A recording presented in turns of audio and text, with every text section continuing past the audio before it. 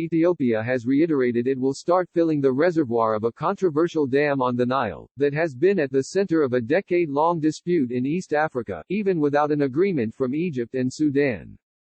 The construction of the $4.6 billion Grand Ethiopian Renaissance Dam (GERD) on the Blue Nile, which is more than 70% complete and promises to provide much-needed electricity to Ethiopia's 100 million people, has been a contentious point among the three Nile River Basin countries.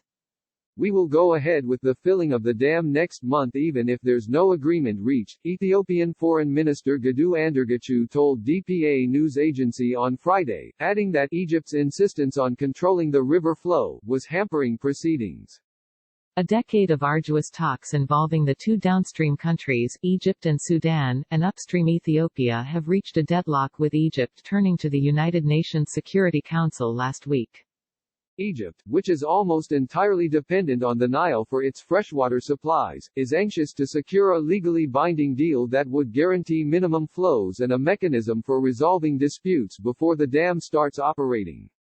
In a letter to the Security Council on Thursday, Sudan warned the lives of millions of people would be endangered if Ethiopia moved ahead with its plan before an agreement was reached.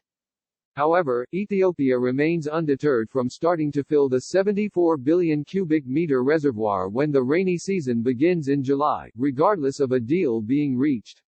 It seems like the political will is not equally shared by the three sides and that is why they cannot come back to the negotiating table, said Al Jazeera's Heba Morgan, reporting from Sudan's capital, Khartoum.